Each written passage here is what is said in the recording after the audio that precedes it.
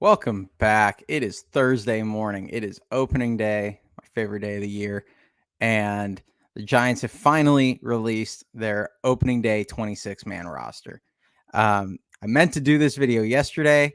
Most of the writers had said that they had to release or cut the roster down to 26 players by yesterday.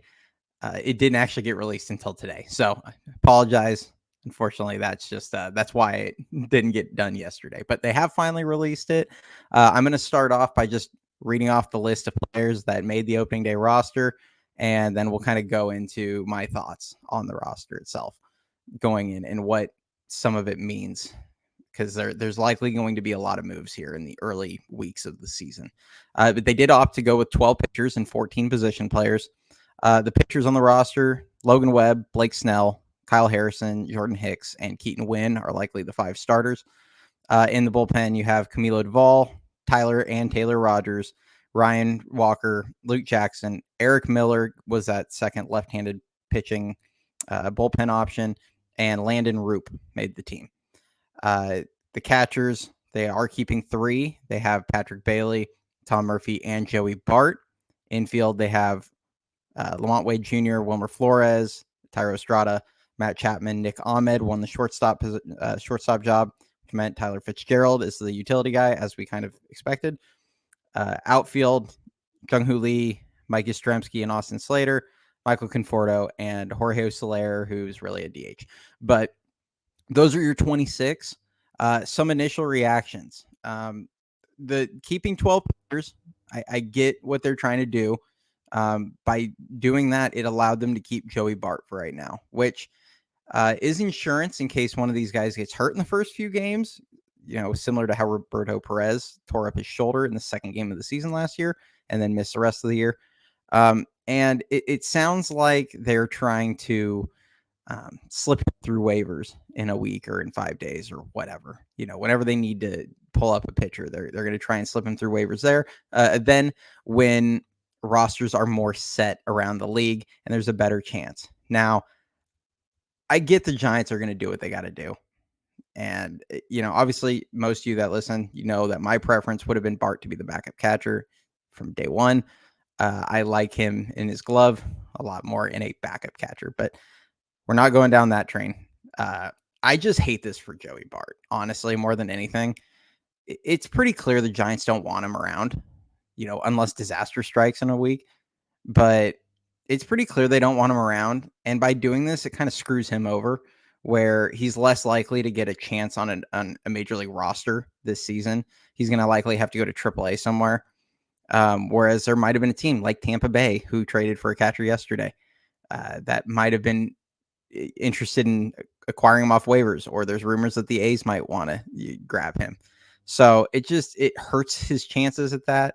And to me, it's just, if you don't want him around, just let him go somewhere that does want him around at this point, especially if you have no interest in giving him any kind of shot at the major league level going forward. So I don't like it, but I get what they're doing. And you know what? If Murphy tears up his shoulder like Perez did last season, suddenly he's their backup. Or if Bailey takes another foul ball off the hand and all of a sudden it breaks this time and he's out for 8 weeks, there's your catcher. So I get trying to hold on to him and see what happens once the games get going. But I don't like it for him as a person. It kind of sucks. Other big takeaways, obviously, Luciano got optioned over to Sacramento. I don't hate it. Obviously, most of I would have preferred he start, but he needs to play every day. And I really don't blame them for optioning him. He only has 123 plate appearances in AAA between AAA and the majors. So it's totally fine. Go down there, tear the cover off the ball, and force the issue. And hopefully we'll see him back in a month or two. Next takeaway, Luis Matos did not make the team. That is the one frustrating thing, I think, like truly irritating thing with this roster. And I get it. They have a bunch of mid-level veterans that are quote unquote proven. They were probably never going to give him a shot, but it's not how good teams operate. Good teams around the league when you have a guy that has already demonstrated that he dominates AAA. Luis Matos had an over 1,000 OPS in AAA last season. He proved that he doesn't need to be there. He comes to the majors and he flashes a lot of the good things about his game, and he shows where he can be a really good player. And the one thing was he needed to get stronger. And he goes in the offseason, does exactly what they want, gets bigger and stronger, and then shows up, and he was the best player in camp this season. Like him, between him, Munguia, and I mean, if you look at just offense, Wade Meckler had a really nice offseason or nice spring training, but like Luis Matos was probably consistently the best player in spring training for the Giants this offseason. And for him not to make the roster is just kind of a slap in the face, especially if you're going to go 12 pitchers and you're keeping a third catcher. That could have been Luis Matos. I mean, it's frustrating for him. So I'm not going to go on the tangent on that one again, but that was frustrating. Some really good takeaways though from the pen. Eric Miller did win that left-handed second lefty spot. That was kind of my prediction before. Then they optioned him, and then they brought him back from their option. So it kind of looked on the fence a little bit on whether or not he would get that spot.